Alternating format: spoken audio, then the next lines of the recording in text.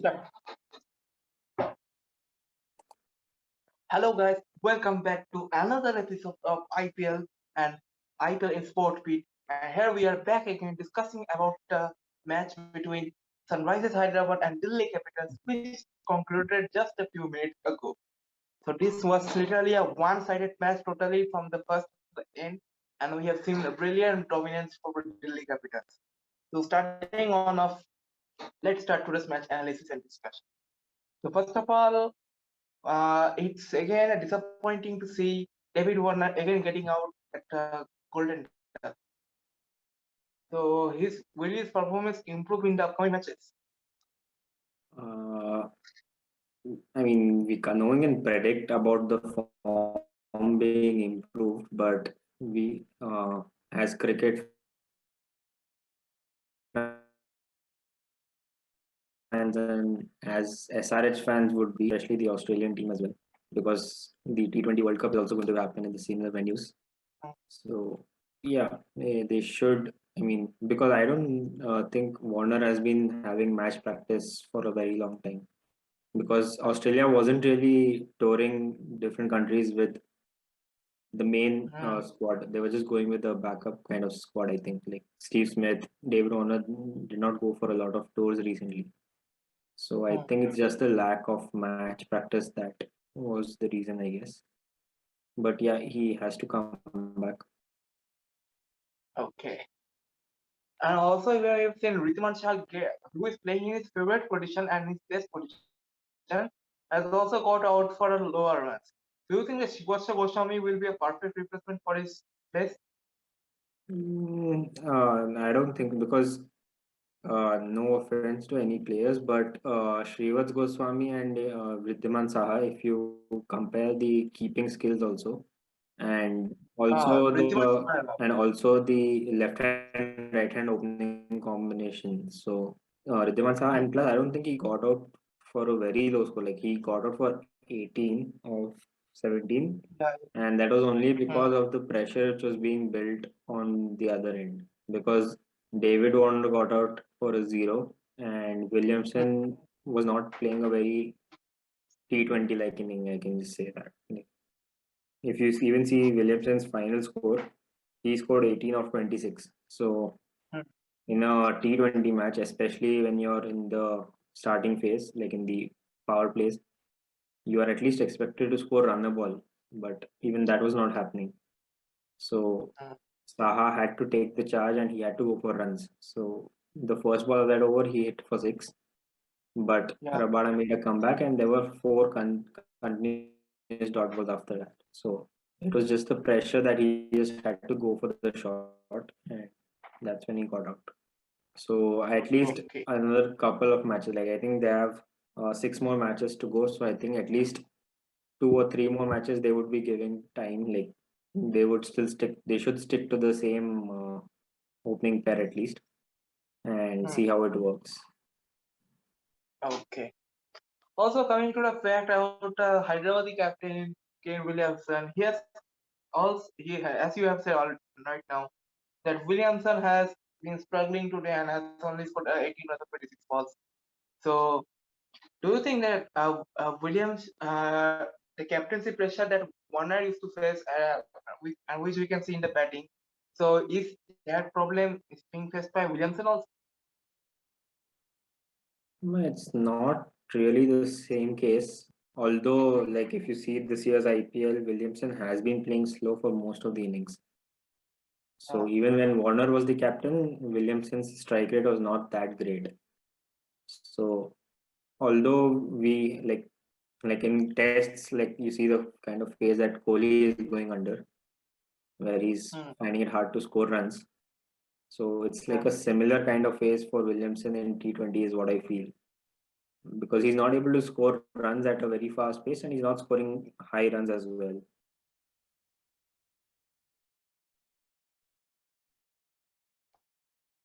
Okay. So it's not really the captaincy pressure over in India, where Hmm. Williamson was actually like whenever he got the chance to play, it was not a T20 like innings or not a Kane Williamson T20 innings. And also, it's actually a funny part that I'm going to ask you is about the Lord Kedar Jadhav. Sorry? This man has. I'm going to say you about the Lord Kedar Jadhav. This man has. Hello, Yeah, yeah, Lord Kedar Jadhav. Kedar Kedar Jadhav. Jadhav, huh? Yeah, yeah. So this Lord Kedar Jadhav has been consistent in failing. I don't know how many matches he has failed, but he has been failing consistently with full pride. So do you think will Hyderabad ever take him out of the team I mean, of the playing 11? that's completely the management and the leadership leadership's decision. Like the playing 11 that I had in mind was more like having either a Priyam Garg or an Abhishek Sharma in that position, is what I thought SRH could have gone with. Like, Hmm. because even in CSK we have seen, like, I think only one or two seasons. There was just one season when Kedar Jadhav was at his peak form, but after that, even like I'm a MSD fan myself, but even MSD is not really at the peak of his form, and he's not scoring runs at the strike rate that he used to, and not the number of runs that he used to score. So that's the similar case with Jadhav as well. So I mean, even I mean, more or less, like this season is like almost over for SRH. So they should just probably try out different combinations now to see whom they should be retaining maybe for the next season. Okay. So coming on the next problem, as we have seen that even in the stage which both of the team faced, Delhi were able to pick more wickets, even though they were having more quality bowlers. But even Sunrisers had the better spinner and also they had Bhuvi, but they only managed to take 2 wickets. So is the bowling development also being lacking here? Uh, I mean, Sunrisers just had one genuine spinner, is what I feel. Like Rashid Khan is the Rashid Khan. only genuine spinner which I feel. Mhm. So it's not really about the bowling, which I would say, because like 134 is not the score that was expected in this pitch. The batting is what has to be blamed here, because they took the match down to the 18th over. It's like bowling, I wouldn't say was that bad. Only Sandeep Sharma has given around 8.7, but rest almost everyone is like 8 or below 8 itself. And in this pitch, it was like a decent bowling effort. But yeah, when there's no pressure of scoring fast, even the batting team is not going to take risks. So that's why even when you saw the Delhi team coming out and playing, Dhawan, like usual in his form right now, he just played freely, and yeah. And in the beginning, Prithvi Shaw got a couple of boundaries and then he got out. But after that, they had a Hmm. huge partnership, Dhawan and Iyer. So both of them played freely. There was no pressure at all. So that's what. So if there would have been a higher score that had to be chased, and then there would have been Prithvi Shaw's wicket within the power play itself, then maybe that would have brought about some panic in the Delhi batting lineup, and then that would have helped the Sunrisers bowlers get few more wickets. Okay. Also now coming to the Delhi batting, as you have seen that Prithvi Shaw was out in the very early in the match. But as we have seen, as we have seen Dhawan's performance, he performed well today in this match. And do you think that Dhawan has a chance to make into the 20 World Cup squad for India? I mean, it's too early to say right now, because even KL Rahul, when we saw yesterday, KL Rahul scored a 49 Yeah, and Dhawan today scored a 42. But yeah.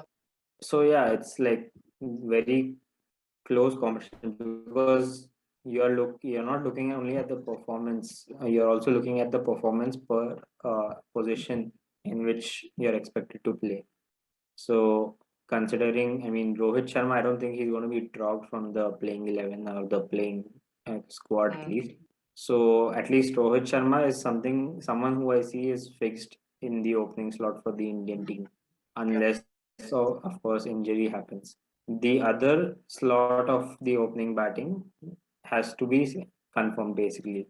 So you have a lot of options like even Ruturaj Gaikwad performed recently. You have KL Rahul there.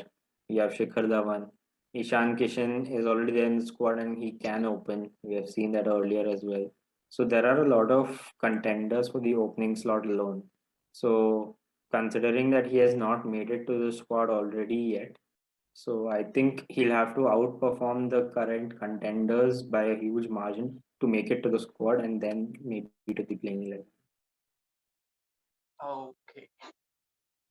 Next, also when we have seen that even other expecting was that Rishabh Pant wouldn't perform well, but he has performed good as when he was playing in the match. And even Sresh had also did a bit of job to finish the match.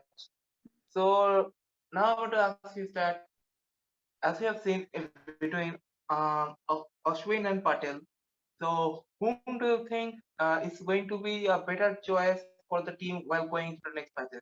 As I said, Patel has taken the wickets today. So you're saying about Delhi as the I mean the performance for Delhi, right? Hmm. Yeah. So I mean both of them are different kind of bowlers and they play a different role in the team as well. Like Akshar Patel is considered as an all-rounder in the team, and Ashwin is more of a frontline spinner or a genuine spinner, is what he'll be playing the role as, is what I feel.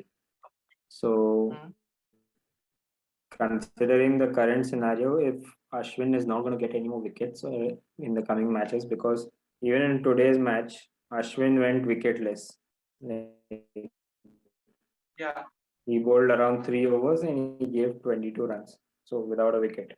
So if Ashwin is not going to get any more wickets, then I think Delhi might bring in an Amit Mishra in place of Ashwin. Oh, okay. But So Akshar also we have Patel, seen. I think he'll remain in the squad. Okay. So also we have seen today that Marcus Stoinis, who has been injured earlier in the match. So is Marcus Stoinis going to be fit and available for the next match? I don't know, like Because there it's was news that he's out for the next two matches. oh no. That's what I heard. I'm not sure exactly, but then again, WhatsApp, you can't really trust it. So Yeah. I'm not sure. Like I haven't seen the official news, but I just got it from some sources. So Mm, which say that he's out for the next two matches at least. And if he's not going to be like 100% fit, I think there might be pressure from the Australian team as well for him to uh, like maybe opt out of the rest of the tournament to take rest until the World Cup. mm, mm, a better one for them. But it would also ensure the ability of Civil Smith into the squad. Yeah, this is some So discussion that I yeah. had with some friends over WhatsApp as well. But Steve Smith, Mm, like when we see today's match itself, so the top four is like we have seen the top four today. So the Indian top four for DC is pretty well settled and well balanced, I feel. So Steve Smith batting at number five really doesn't make sense in T20 because okay. he's more of a maximum like a number four player. And Mm, mm, now, if you bring in Steve Smith, you'll have to either push Shreyas Iyer or Rishabh Pant down to number five. yeah. And for them also, it's not going to be a right position to play. So maybe someone like a Tom Curran Mm, or Ben Dwarish. uh, So these two are the ones I feel would be the particular replacements for them. Unless, of course, if they bring in Steve Smith, I think they'll probably be dropping. Uh, like, anyways, Stoinis is gone, so if they're bringing in Steve Smith, they can't drop any of the top four Indian batsmen. But it's going to be a huge point of debate where he's going to be playing in the batting line. Because if he comes in at number five and then you have Shimran Hetmar coming at 6. That is even lower for Shimran Hetmar as well. So So even so, after seeing this season's and previous season, so whom do you think is a better captain, Iyer or Rishabh? wait, Iyer was the captain today, is it? No, no, Rishabh was captain. Huh, so Rishabh has been captaining this season, right? No, I'm telling Iyer's previous one. Previous one, yeah, the Iyer was the captain, and Okay, you said IPL Rishabh. 2020, I was saying. Yeah, yeah. So who is a better captain? I mean, more than captaincy, I would say like there were some mistakes which Pant also made. Issue to which Pollard had done in the first match in this season. Like when you know that there are batsmen who will face trouble against pacers, why bring on a spinner? So, Hmm. so he brought on, I think, Akshar Patel in that one particular over where Saha was playing, and he was not particularly adjusted well against the pacer. So, but that one over gave him some kind of confidence. So there is scope for improvement, and I think Shreyas Iyer is a bit more experienced than Rishabh Pant, but I would rate both of them equally well for the captaincy as of now. Okay. So now let's have our next prediction segment. We are here back again in the prediction segment, and it's for the tomorrow's matches. That is, it has always been a one-sided encounter, means one-sided rivalry. That is for tomorrow's match. Already have been, means out of the times they have made, Mumbai has almost won 80% of the matches against Kolkata. So tomorrow, and they are going to face each other. The Mumbai Indians taking on the Kolkata Knight Riders once again. Even though this rivalry has been one-sided, but people love watching this match. So first of all, here we're going to be a prediction for that will be guessed by Shitanshu today. So first of all, who is going to win the match, Mumbai or Calcutta? It highly depends on the availability of the MI players, like who all are available in the squad. Because although Hmm. they had a decent opening pair last time, like the Anmol Preet Singh, right, the one who made his debut. Yeah. So he played a decent knock, but in the kind of pitch which Abu Dhabi has, where KKR bowled RCB out for like less than 100. Hmm. So you really need more of your experienced players to step up and perform in these conditions. So if Rohit makes a comeback and Pollard and others are able to play around, then Hmm. I don't like, as I mentioned even in the MI versus CSK review. Yeah. So the two topmost teams or the strongest and most balanced teams in this tournament are right now CSK and MI. Hmm. So it's going to be very hard to beat MI. Yeah. I know you'll be very happy about this, but yeah. So I Okay. would say that until and unless there's a huge batting collapse or a very poor bowling, what do you call that, like decision while bowling, that like bad bowling changes at the bad moments. Hmm. Until and unless anything like that happens, I really don't see MI losing this match. Okay. So and next is, who is going to be the highest run score of the match? I would say it's going to be uh, Surya Kumar Yadav, I feel. Okay. And whom do you think is going to be the highest wicket taker? So last time, a lot of batsmen fell for the spinners. Hmm. So this time I would pick, it's going to be either of Rahul Chahar or Varun Chakravarti. Again, the mystery spinners magic. So our guest Hitanshu has predicted that Mumbai Indians is going to win the match. It will also make me feel happy, and also the Mumbai fans out there. But let's see. Tomorrow is a great match coming up. It's Rohit Sharma challenging on John Morgan, the future India T20 captain versus the ODI World Cup winning captain. So don't forget to join us again for the next video, which is coming again at 11:30 on the next day. So guys, if you have enjoyed the video, like, share, subscribe to channel. And also don't forget to click on the notification option. So guys, that's it for me and also for our guest. So bye.